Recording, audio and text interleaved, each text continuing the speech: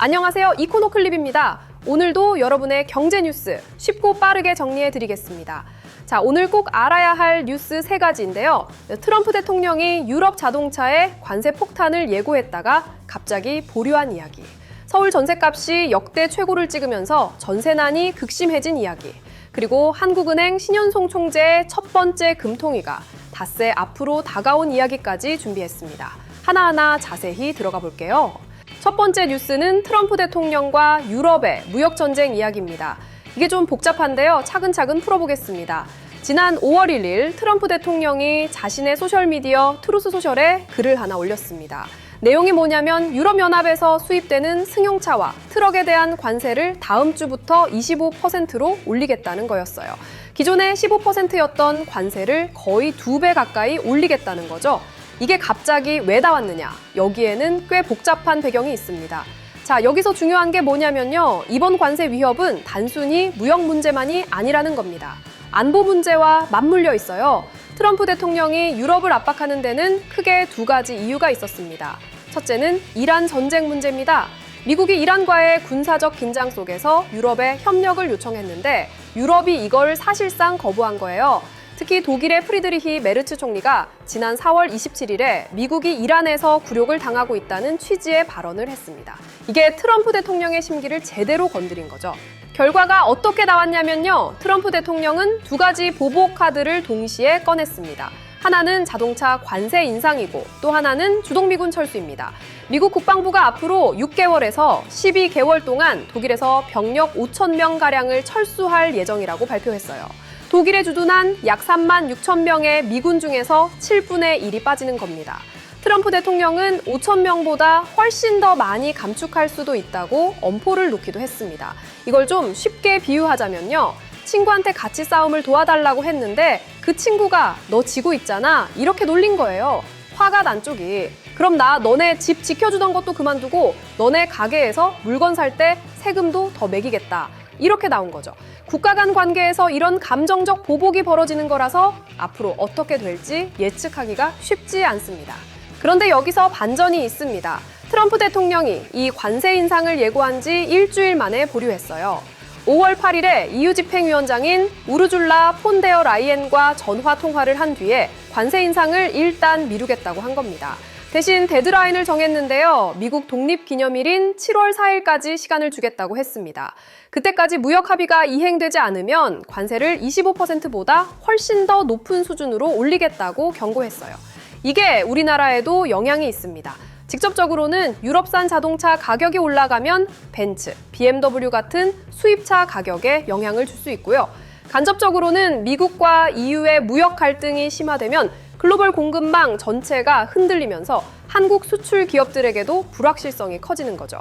특히 현대차와 기아 같은 한국 자동차 업체들은 미국 시장에서 유럽차와 경쟁하고 있으니까 유럽차 가격이 오르면 반사이익을 볼 수도 있지만 반대로 트럼프가 한국 차에도 비슷한 압박을 할 수 있다는 우려도 있습니다.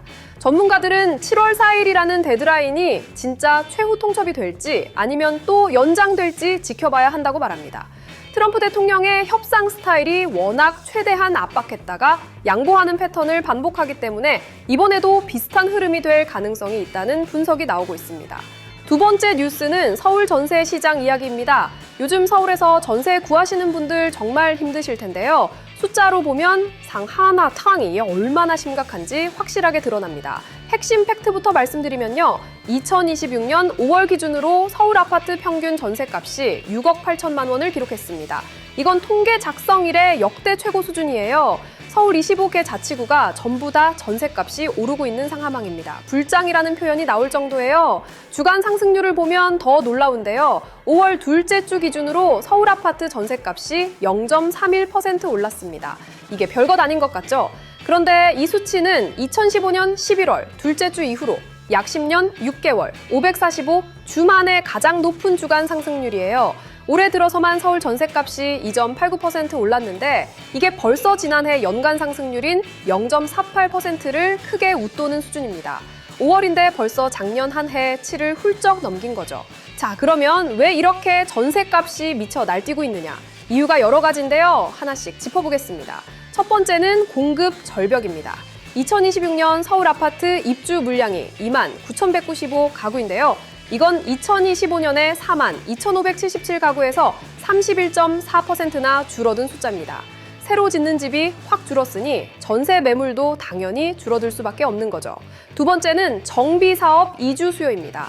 서울 곳곳에서 재건축이나 재개발 사업이 진행되면서 기존에 살던 분들이 다른 곳으로 이사를 해야 하는 상황이에요.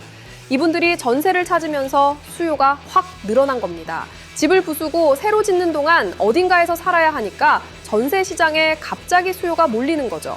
이걸 쉽게 비유하면요. 놀이공원에서 놀이기구를 수리하는 동안 다른 놀이기구에 사람이 몰리는 것과 비슷합니다. 전체 놀이기구 수는 그대로인데 이용 가능한 건 줄어드니까 대기줄이 길어지는 거예요.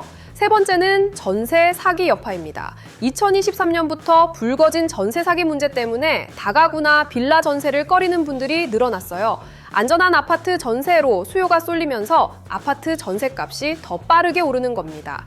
네 번째는 1인 가구 증가입니다. 혼자 사는 분들이 계속 늘어나고 있는데 이분들도 전세 시장의 수요자가 되면서 전체적인 수요 압력이 커지고 있는 거죠. 이게 우리 생활에 어떤 영향을 미치느냐? 가장 직접적인 건 주거비 부담입니다.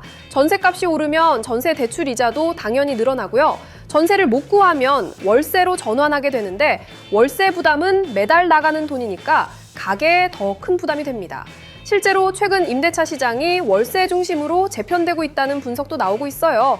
전세금을 마련하기가 너무 힘들어지니까 차라리 월세를 선택하는 분들이 늘고 있다는 거죠. 또 하나 재밌는 현상이 있는데요. 전세값이 너무 올라서 차라리 집을 사겠다는 분들도 나오고 있습니다. 전세금으로 6억 8천만 원을 낼 바에야 대출 좀 더 받아서 내 집을 사겠다는 거죠. 이런 심리가 확산되면 매매 가격까지 올라갈 수 있어서 전세값 상승이 매매 가격 상승으로 이어지는 악순환이 우려됩니다. 실제로 5월 둘째 주 서울 아파트 매매 가격도 0.28% 올라서 전세와 매매가 동시에 강하게 움직이는 모습이 확인됐습니다. 전문가들은 하반기에도 입주 물량 부족과 정비 사업 이주 수요가 이어지면서 전세값 상승세가 쉽게 꺾이지 않을 거라고 전망합니다. 정부가 주택 공급을 늘리겠다고 하지만 실제로 집이 지어지려면 몇 년이 걸리기 때문에 당장의 전세난을 해결하기는 어려운 상황입니다. 세 번째 뉴스는 우리의 금리 이야기입니다. 오는 5월 28일, 그러니까 이번 주 수요일에 한국은행 금융통화위원회가 열리는데요. 이번 회의가 특별한 이유가 있습니다. 바로 신현송 총재가 취임 후 처음으로 주재하는 금통위이기 때문이에요. 먼저 현재 상황부터 정리하면요. 한국은행 기준금리는 지금 연 2.5%입니다. 지난 4월까지 7차례 연속으로 동결됐어요. 시장에서는 이번 5월 28일 회의에서도 기준금리가 동결될 거라는 전망이 우세합니다. 하지만 중요한 건 동결 여부가 아니라 어떤 신호가 나오느냐는 겁니다. 자, 여기서 중요한 게 뭐냐면요. 신현송 총재가 어떤 사람이냐는 겁니다. 신 총재는 국제결제은행, 영어로 BIS라고 하죠. 거기서 경제자문역을 지낸 국제금융 전문가입니다. 시장에서는 신 총재를 매파, 그러니까 금리를 올리는 쪽에 더 가까운 사람으로 보고 있어요. 실제로 신 총재가 취임 전 인사청문회에서 한 발언이 상당히 의미심장했습니다. 통화정책의 핵심은 물가 안정이라면서 중동 리스크의 영향이 근원물가나 기대 인플레이션으로 전이돼서 2차 파급 효과가 있으면 통화정책을 써야 할 단계라고 말했거든요. 쉽게 말하면 물가가 더 오르면 금리를 올릴 수 있다는 뜻입니다. 그러면 물가 상황은 어떠냐? 4월 소비자 물가 상승률이 2.6%를 기록했습니다. 전월인 3월에 2.2%에서 0.4%포인트나 튀어 올랐어요. 한국은행의 물가 안정 목표치가 2%인데 그것보다 꽤 높은 수준인 거죠. 여기에 중동 분쟁으로 인한 국제유가 불안정성까지 겹치면서 물가 상방 압력이 커지고 있습니다. 물가가 왜 중요하냐면요. 물가가 오르면 같은 돈으로 살 수 있는 물건이 줄어드는 거잖아요. 월급은 그대로인데 장바구니 물가가 올라가면 실질적으로 월급이 깎이는 효과가 나는 거죠.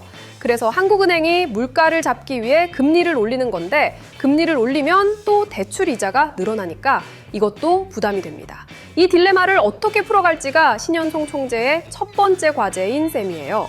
가계대출 문제도 있습니다. 신 총재는 한국의 가계부채가 GDP 대비 80%에서 85% 이상에 머무르면 통화정책만으로는 해결이 안 된다고 지적했어요. 가계부채가 많으면 소비의 역동성이 떨어지고 경제 전체가 압력을 받는다는 겁니다. 이건 단순히 금리 하나만의 문제가 아니라 거시건전성 정책 등 다양한 수단이 필요하다는 의미예요. 이걸 쉽게 비유하자면요. 한국은행 총재가 바뀌는 건 축구팀에서 감독이 바뀌는 것과 비슷합니다. 같은 선수들이 뛰더라도 감독의 전술에 따라 공격적으로 갈 수도 있고 수비적으로 갈 수도 있잖아요. 지금까지는 경기를 지켜보면서 수비에 집중했다면 새 감독이 와서 이제 슬슬 공격을 해야 할 때라는 신호를 줄 수 있다는 거죠. 여기서 공격이 바로 금리 인상입니다. 증권가에서는 7월이나 8월에 실제 금리 인상이 이루어질 가능성이 높다고 보고 있습니다. SK증권은 한국은행이 8월에 기준금리를 0.25%포인트 인상해서 연말에는 2.75% 수준에 도달할 거라고 전망했어요. 물론 이번 5월 28일에 바로 올릴 가능성은 낮지만 금리 인상 소수 의견이 나오거나 향후 6개월 금리 전망 점도표에서 인상 신호가 뚜렷해질 수 있다는 분석이 있습니다. 점도표라는 건 금통위 위원들이 앞으로 금리를 어디로 가져갈지 각자의 전망을 점으로 찍어서 보여주는 건데요. 이 점들이 위쪽으로 많이 몰리면 금리 인상 가능성이 높다는 신호로 해석됩니다. 이번에 인상 방향의 점이 늘어나면 시장에서는 바로 반응이 나올 수 있어요. 우리 생활에는 어떤 영향이 있을까요? 기준금리가 오르면 주택담보대출 금리가 올라가고요. 신용대출 금리도 올라갑니다. 대출이자 부담이 커지는 거죠. 특히 변동금리로 대출을 받으신 분들은 직접적으로 이자가 늘어나게 됩니다. 반면에 예금금리도 같이 올라가니까 저축하시는 분들한테는 좋은 소식이 될 수 있어요. 결국 빚이 많은 사람한테는 나쁜 소식, 저축이 많은 사람한테는 좋은 소식인 셈입니다. 앞서 두 번째 뉴스에서 전세값이 역대 최고라는 얘기를 했는데요. 금리가 올라가면 전세 대출 이자도 올라가니까 전세 시장에도 영향을 미칩니다.